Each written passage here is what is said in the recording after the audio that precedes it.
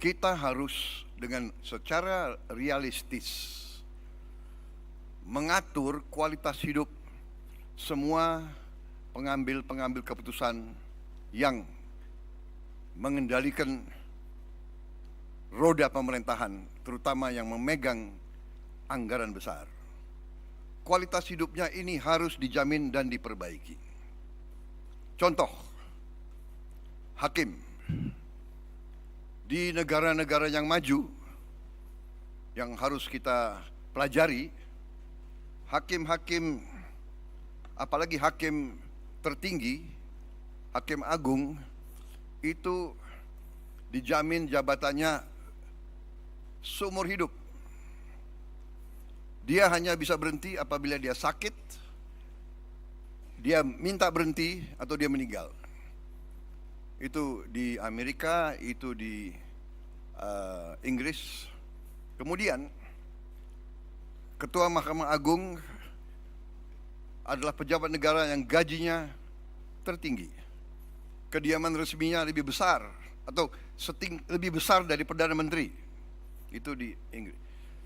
Hakim-hakim itu dijamin penghasilannya begitu besar sehingga bisa dikatakan dia tidak ada insentif untuk korupsi sama sekali. Ini yang saya anggap pendekatan sistemik dan pendekatan realistis. Pejabat-pejabat yang memegang anggaran besar, kualitas hidupnya dan penghasilannya harus sesuai. Sekarang direksi perusahaan swasta, bahkan perusahaan BUMN, gajinya jauh lebih besar dari Panglima TNI, dari dirjen-dirjen, dari menteri-menteri yang memegang anggaran negara yang triliunan. Ini saya kira harus kita mendekatinya secara realistis. Ini keyakinan saya.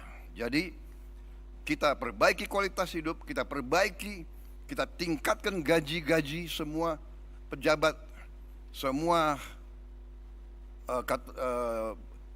penyelenggara negara.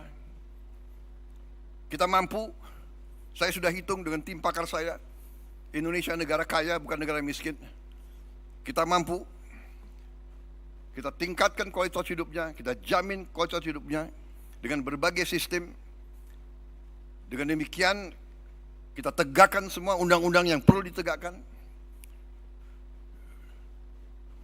Bila perlu pembuktian terbalik,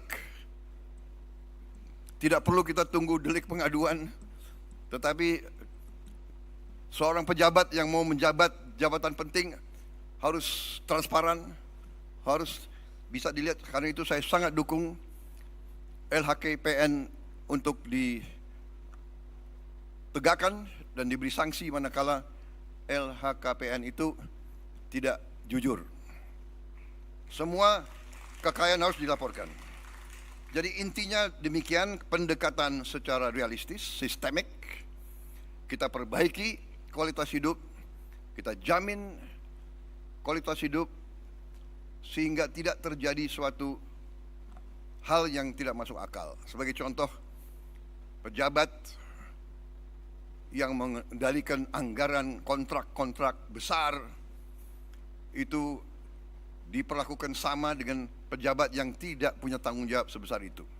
Ini saya melihat sehari-hari di lingkungan tanggung jawab saya.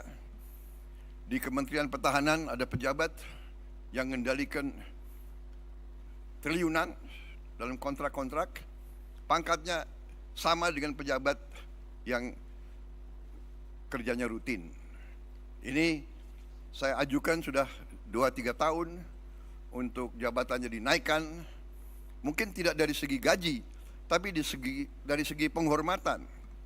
Saya mau usulkan pejabat-pejabat di Kementerian Pertahanan yang mengendalikan anggaran begitu besar diberi bintang 3.